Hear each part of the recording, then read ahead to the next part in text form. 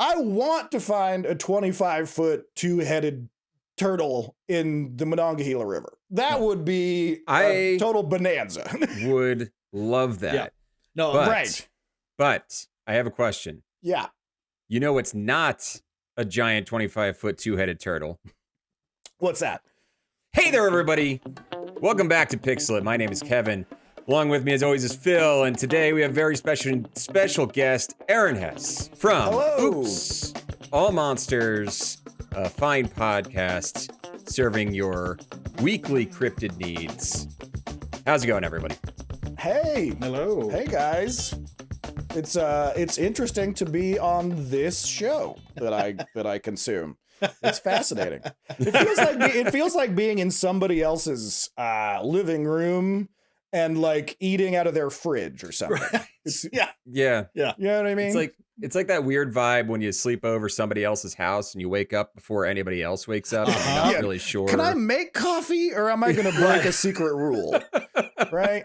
Like if I don't let Maria make coffee first, am I going to get slapped? Do I get in like what's trouble? going on? Yeah. Yeah. Is this a thing? Mm-hmm. So today on the show, we are continuing our run through Worlds of Power by tackling Ninja Gaiden, starring the man, the myth, the legend, Ryu Hayabusa. Okay. And created by FX9 as Mega Man 2 was. But this one was written by A.L. Singer, not Al Singer, No. A.L. Singer.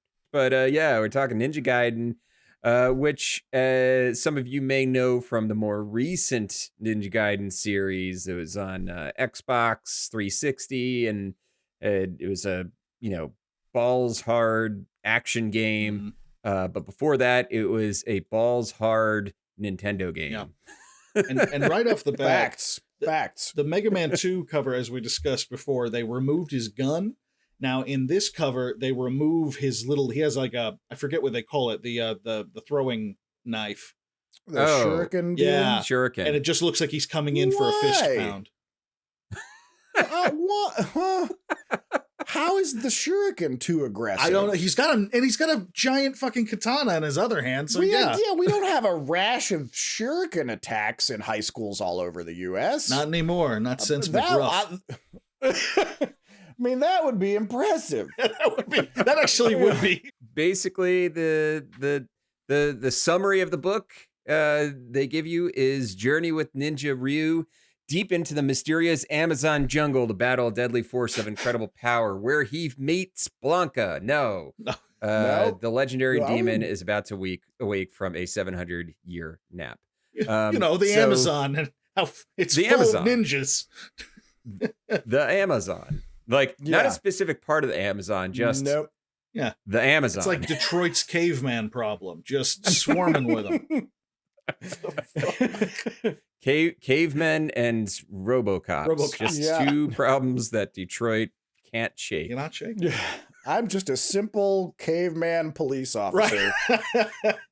I can't understand the ways of your modern world. Your RoboCop frightens and confuses me.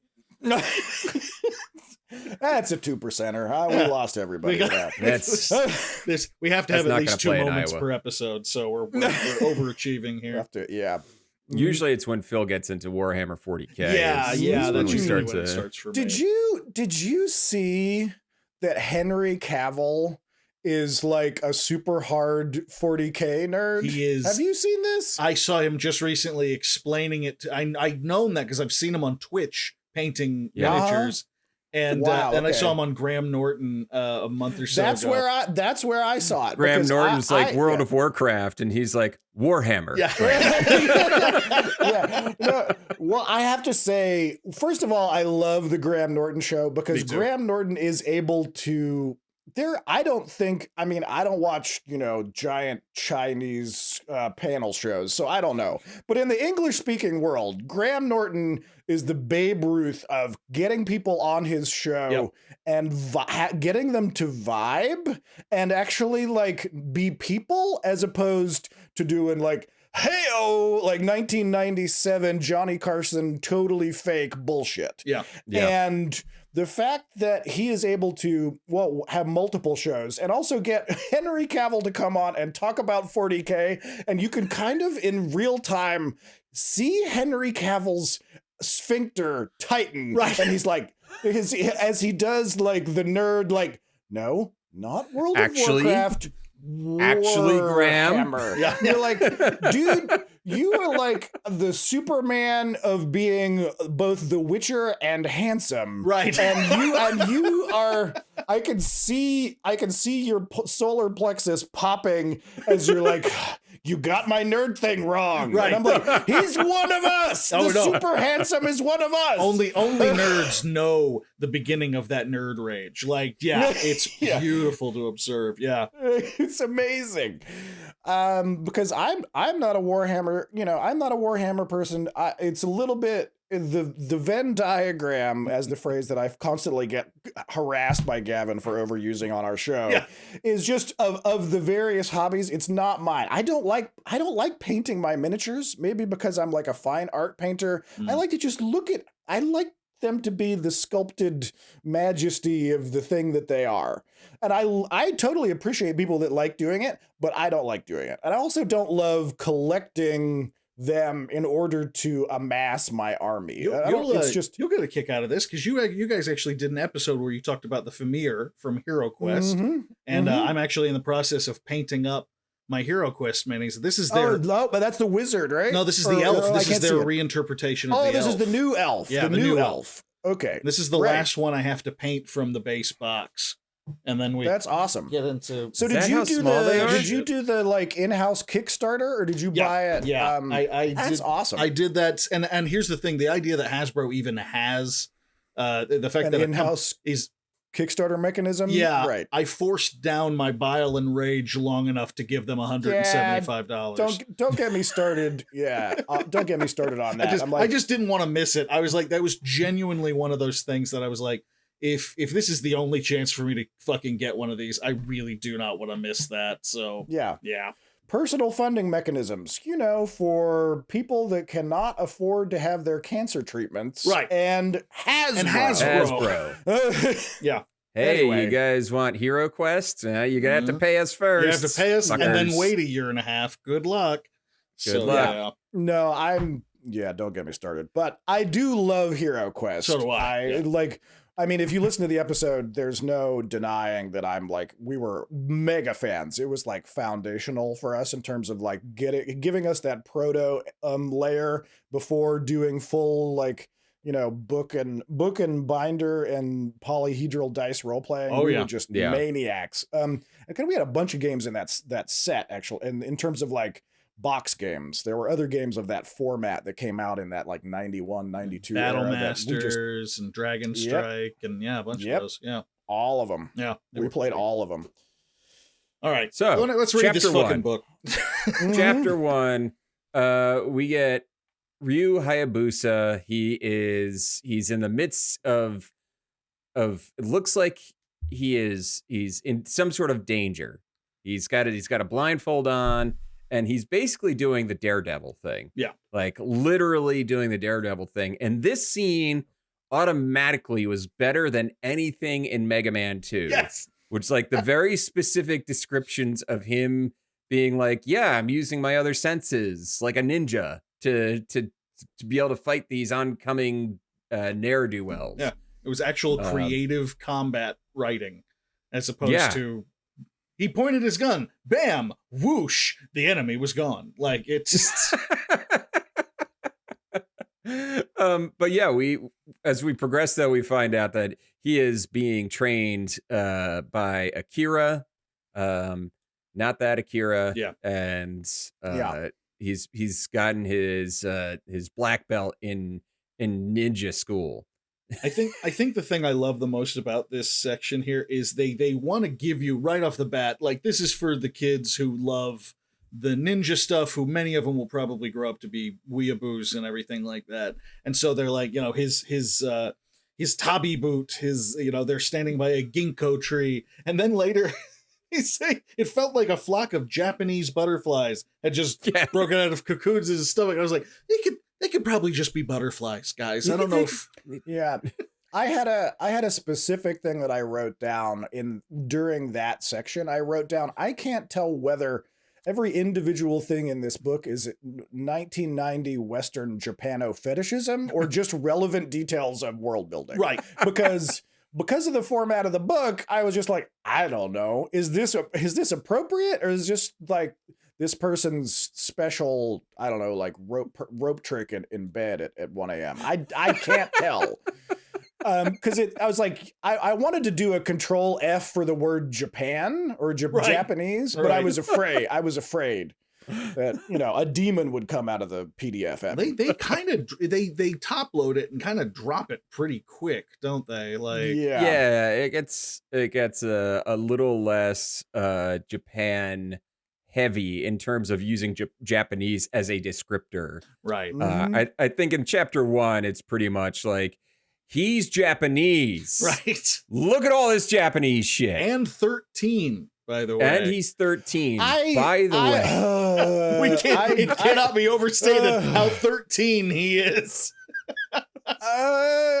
Why is that the decision that they make? I'm guessing because it's a kid's book and they want you to it's the Bucky Barnesification of the Ninja Gaiden. That's my guess. That's the only thing, and it just gets really weird the more the book goes on. That's all.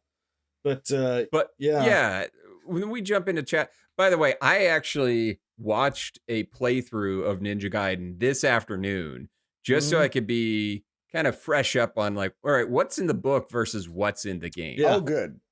So surprising enough, Ninja Gaiden actually is probably one of the more plot heavy games of that era. Oh yeah. It had it was just filled to the brim with cutscenes.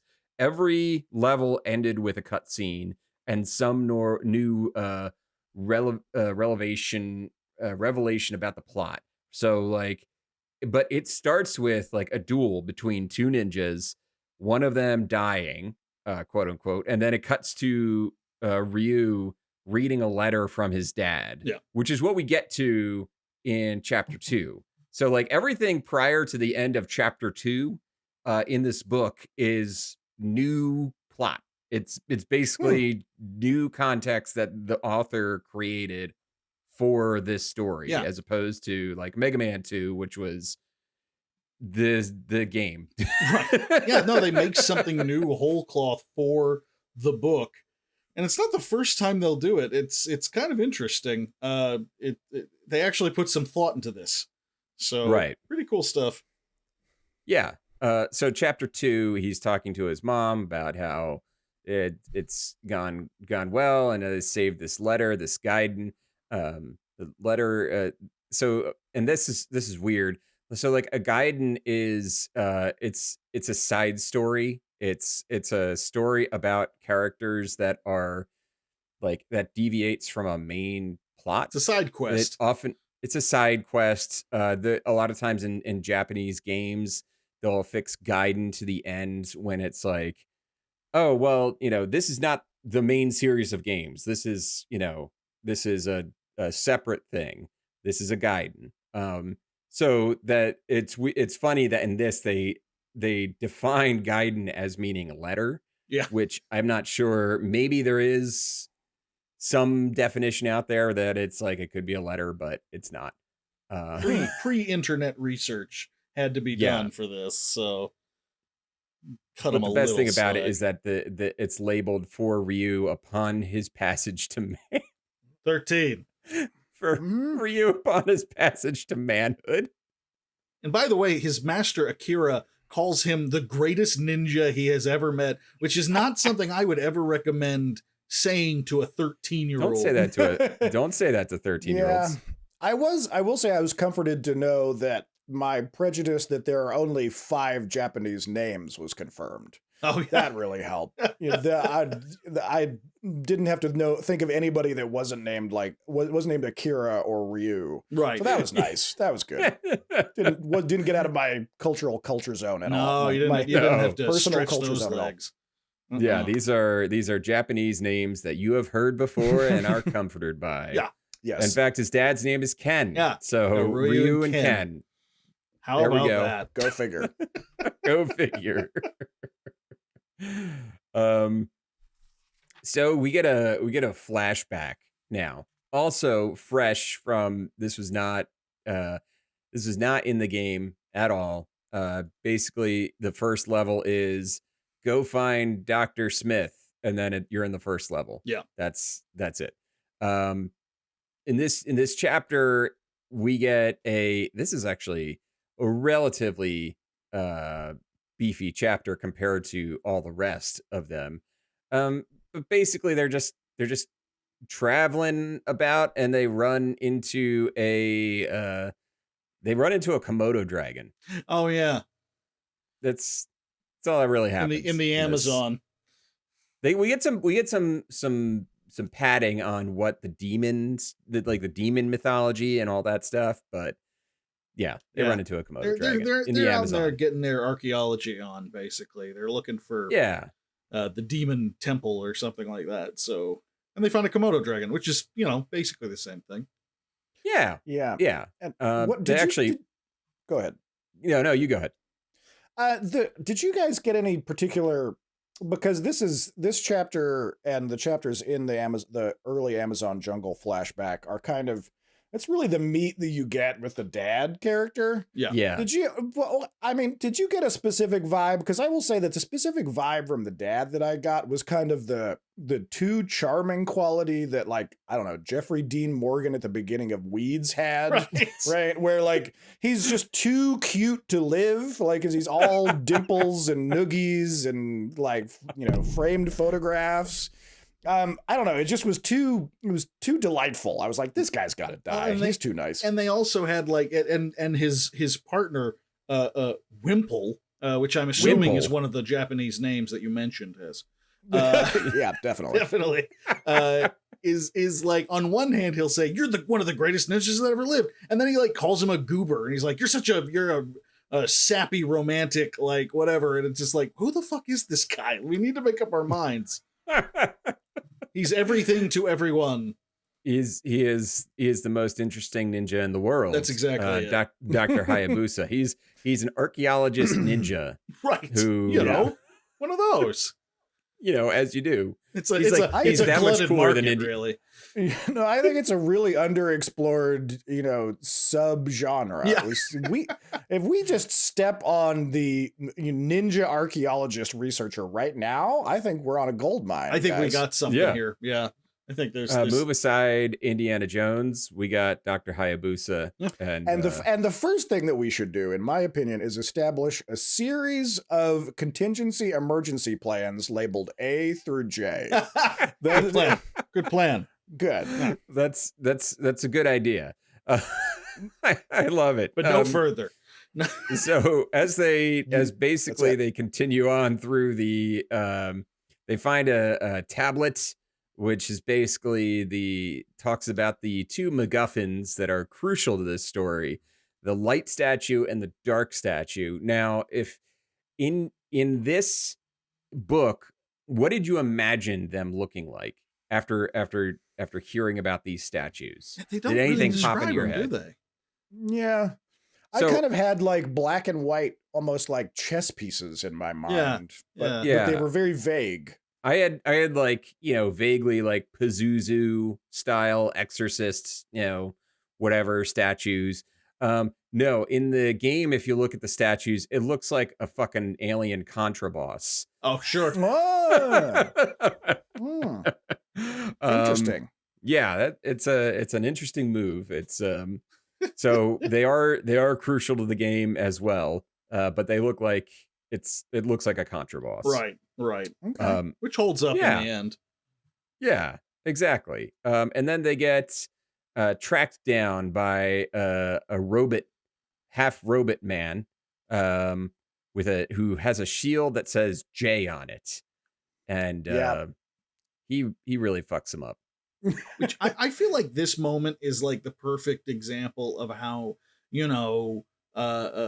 20-something-year-old white kids want to get a Japanese symbol tattooed on their arm or something. It means cool breeze, or something like that. And it's like, this is like basically them saying, see, this is how dumb you look. This guy's got a J on his shield. Can you imagine how fucking stupid that looks?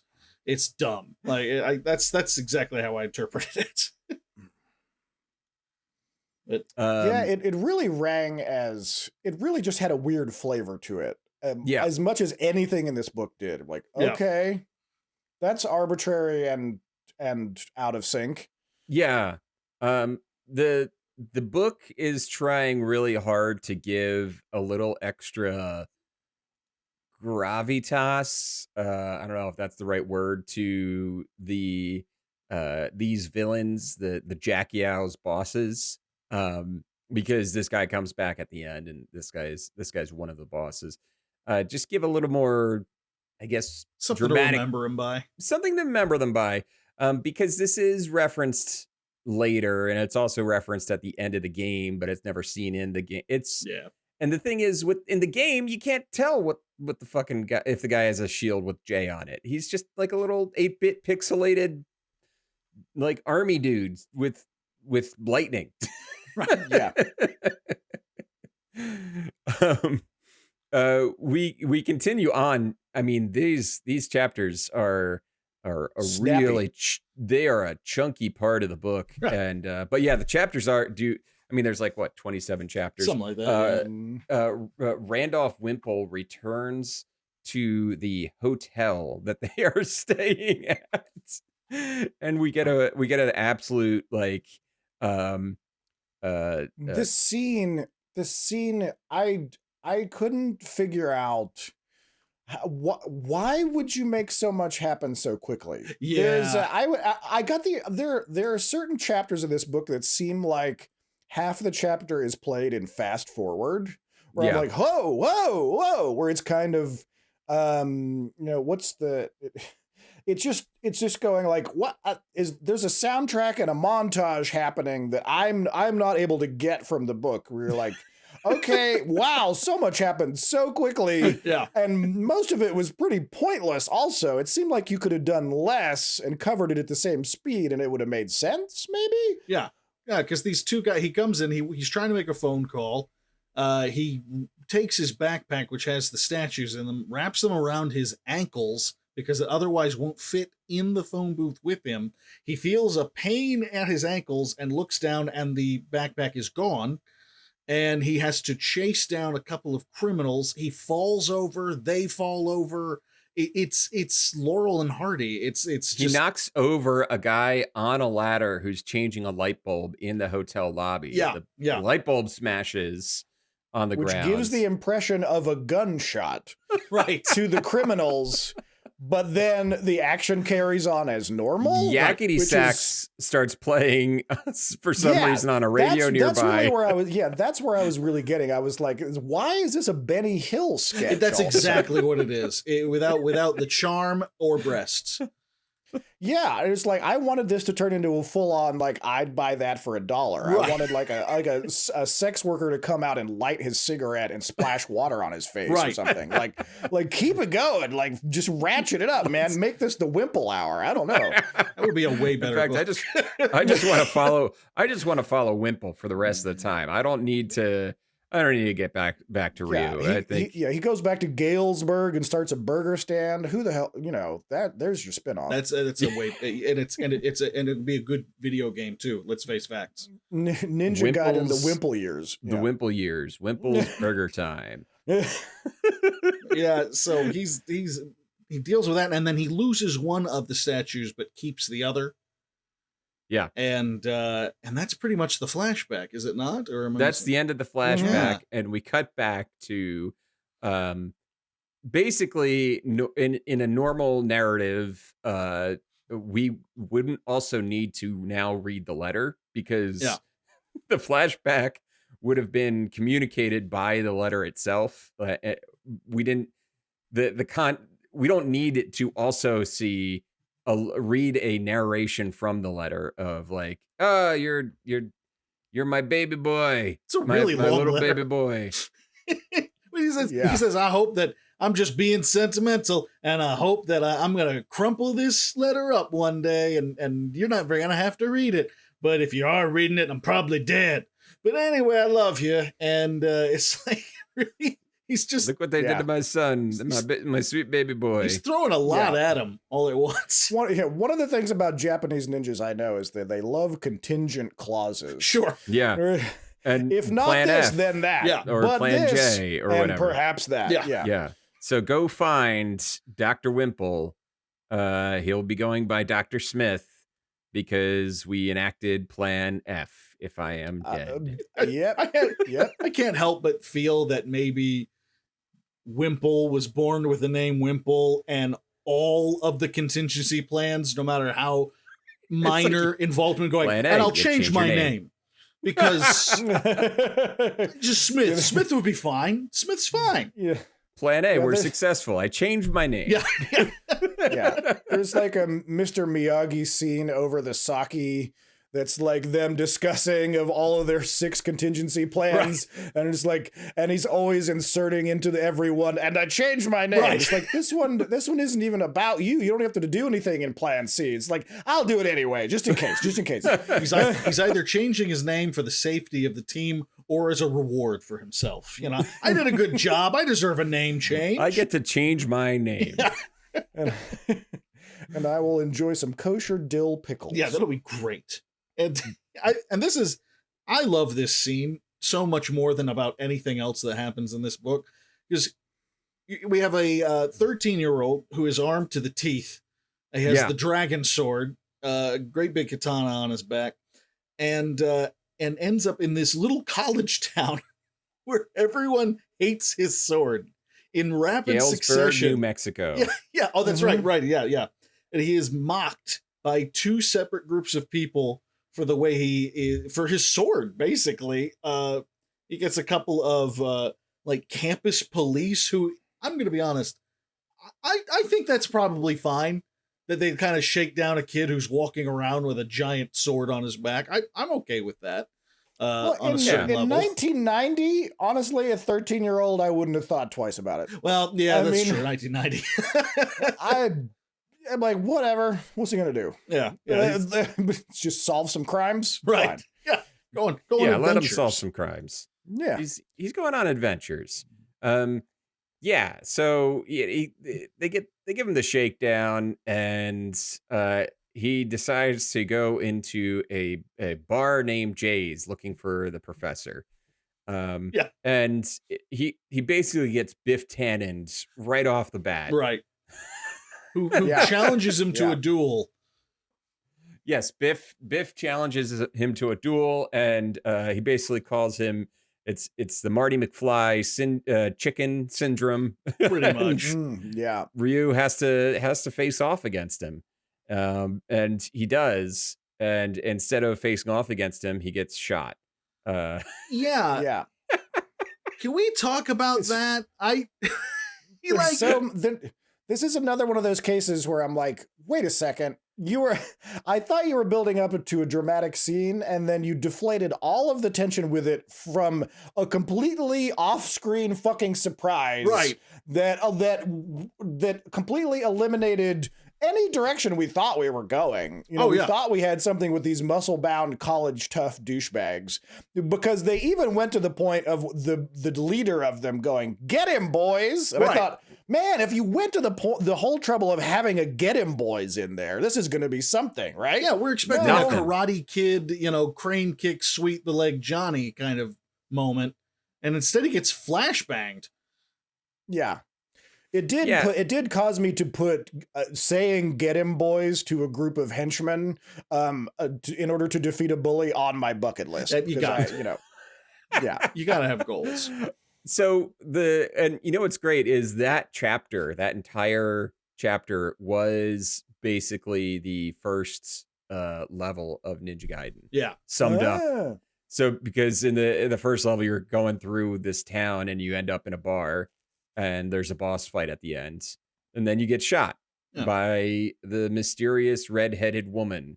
In the game, Did she get named at the very end? Kind very of. end. Okay, and it's really stupid. Because the mysterious redheaded woman that works for the CIA, it felt like when they say it, because they keep referring to her as the redheaded girl from the CIA. And to me, it felt like a terrible, like Charlie Brown as Jack Ryan, Tom Clancy / fiction. Where it took my head in this very bizarre direction. Or I'm like, no, don't make me think about, like the rapid cuts of Charlie Brown smashing through all of these villains. It was weird. I'm like, you could just give her a fucking name rather than calling her the redheaded CIA girl. Right. No, and once again, probably a better book. If we're being completely honest. I wouldn't mind Charlie Brown as written by Tom Clancy. That would be. Yeah. I'm stunned and afraid of my imagination in that case. I don't want to think about it. I'm delighted and terrified. No, only the finest fan fictions. Because the problem is,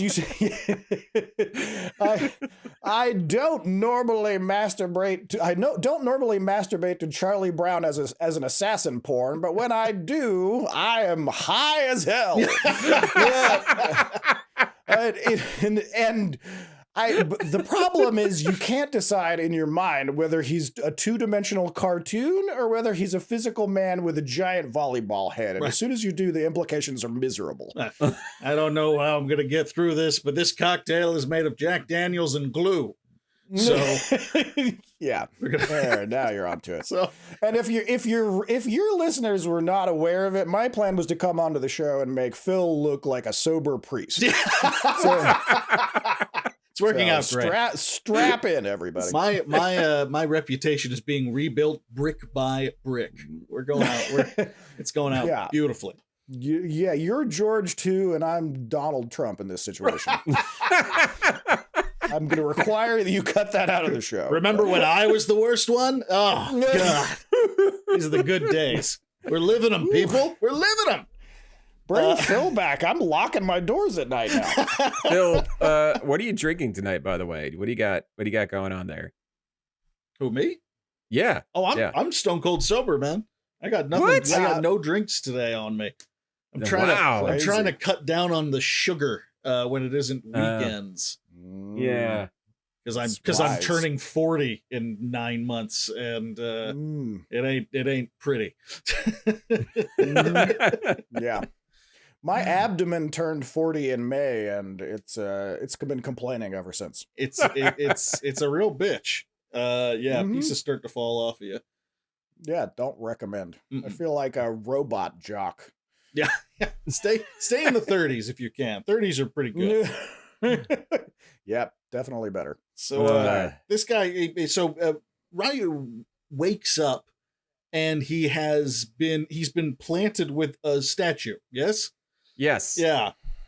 That happens. And he wakes up, and it's kind of like he's getting a do-over under better circumstances, because he basically goes back out on the campus, and the same like campus cops who were giving him shit earlier are like, hey, you're actually a pretty cool guy. Dr. Smith said we should look out for you. We're your friends now for no apparent reason, and let us help you find Dr. Smith. We don't know that he was a wimple. That's not a thing that we know. That's not a thing that we know. No, not at all. So he basically makes his way. He gets to meet Dr. Smith, who kind of immediately pulls the old, it was me all along. I'm actually Dr. Wimple. Like, I know your dad, and gives him, a little bit of information on this prophecy, this shinobi demon temple prophecy. And while they're, I love this scene. While they're discussing all of this, a postal worker walks in and like kind of pulls a fast one and starts going, hey, I got to sign here. Oh, let me go over here real quick for you. Da, da, da. And then he leaves. And when he leaves, they see you later, suckers. Yeah, he leaves, and he's stolen the dark statue which Ryu had placed upon him. And this is what happens when you don't fund the postal services. Yeah, this is what you get when you have to deal with FedEx. And the same thing happened to me.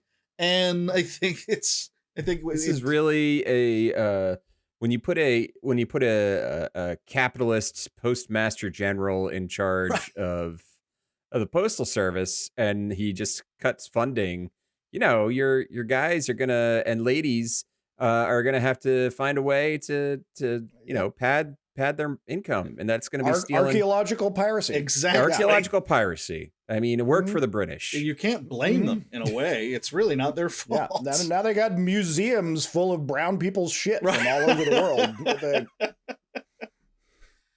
There's actually a podcast called "Stuff the British Stole." Oh, that's literally about that. That's a great title because they sure as hell did. Yep.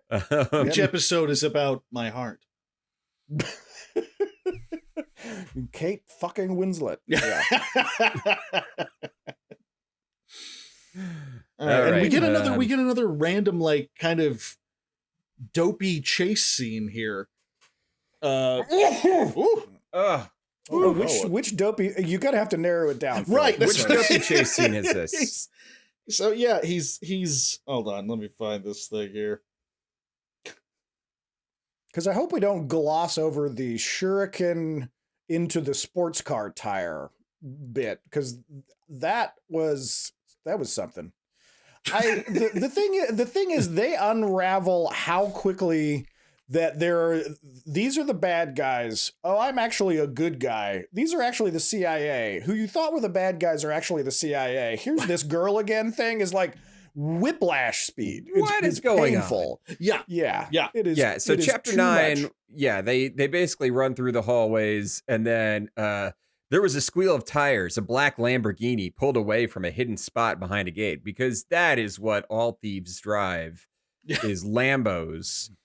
Yeah. If they're driving a Lamborghini, why do they need to resort to like taking this job of stealing a statue? Yeah, well, you got to show all those small town New Mexicans who the fuck's in charge. Right. That's why. By the way, I figured out that Galesburg is supposed to be a stand-in for Albuquerque. No, there we go. That was not clear. No. Based on because they named the mountain range that it's in the foothills of, and I looked up the mountain range, like, oh, the city that's there is Albuquerque. Yeah, there it is. That's the thing. Why reskin Albuquerque? Like, why? Yeah, I don't get it. Like, if you're not worried about the Nintendo company coming after you, why are you worried about ABQ? It makes no sense whatsoever. Dangerous people, man. You could have had Ninja Gaiden and Breaking Bad set in ABQ, and it would have been good stuff. But then he destroys the tires of a Lamborghini, and I bet the tires for a Lamborghini are probably pretty expensive. They have to be. That's why they keep with the piracy, to pay for more tires. Yeah. They're peeling out like that. It's irresponsible. He throws a shuriken, it whistled as it sliced through the air. It disappeared into the dust cloud and embedded itself in the left rear tire of the getaway car. And then the thief is like, yeah. They basically, like, first person shooter roll out of this and go for cover behind some low, like, walls. Like, it's they give up on that car real quick. Yeah. They can just get another one later down the line. They just Grand Theft Auto this bitch. Yes. So Ryu gets the relic back, and he goes back, and Dr. Smith has been beaten to shreds, and he's just like pointing at the safe, and he says, Saf.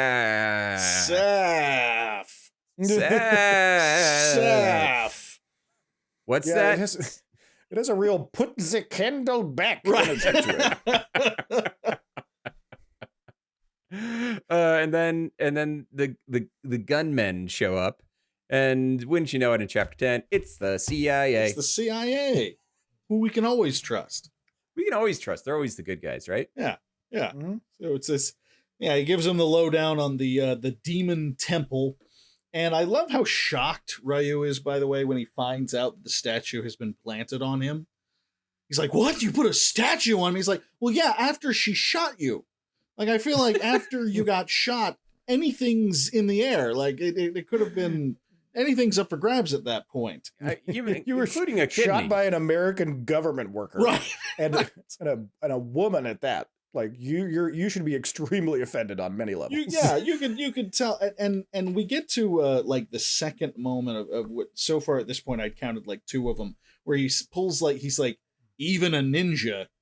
I've got to be careful here because even a ninja can't survive being shot in the fucking throat or whatever it is, and just I want to see more of these. Like I think it's like just like even a ninja can get canceled on Twitter. If you're not like the Be a Man guy on Instagram, except even a ninja. Yeah, right. Yeah. Be a ninja. Even a ninja can step on a Lego and really, really hurt his foot. Right. So even a ninja gets seasonal affective disorder and orders too much tea. I feel like that one's especially likely. Yeah. Even a ninja gets addicted to Uber Eats. And Vicodin. Even a ninja clicks on too many Russian posts and votes for the wrong presidential candidate.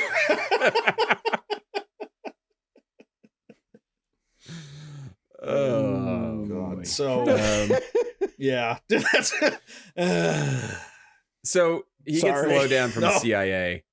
CIA is like, you're gonna do this for us, and you can't say no. And they kind of talk about the Jackie-O, the Jackie-O. I never said it out loud. I never said it out loud, and now it's like, oh. When I was seeing it on the page, and my mind read was always like, Jackie-O, but it didn't go like, oh, yeah. Jackie-O.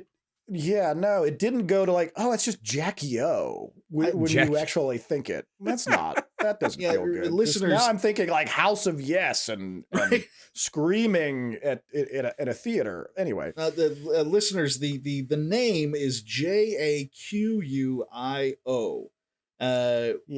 Which in my head I was hearing as Jackow, but Jackie-O actually makes way more sense. Jackow, lady. But it's, but yeah, Jackie-O. There's no good canonical way to say whatever that is. No. It's either pillbox hats or it's drunk as a skunk. It just doesn't. Either way is marbles in the mouth. It's bad. And that's not even his real name. They mentioned that he has like another name, and then they start calling him the Jackow. Is it just spoon-fed shit to rationalize the J for some reason? Because I think that is. Because the J theme runs then on through all the bosses, right? Yeah.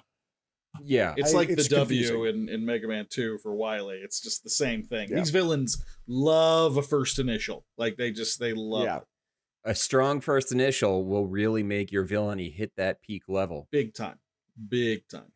So Fohammer drops Ryu off at a landing zone in I guess Brazil or it's Peru. At one point they say the Peruvian. Peru, one of the parts of the Amazon. And this is why the CIA has a unmitigated line of success after success. They're the kind of agency that will strap an entire plan onto a 13-year-old ninja. Yeah, a 13-year-old with a sword. And drop him into the middle of the fucking Amazon rainforest like a bunch of goddamn champions. If only we had him in the 60s, the Bay of Pigs. We are using a 13-year-old... Bay of Pigs?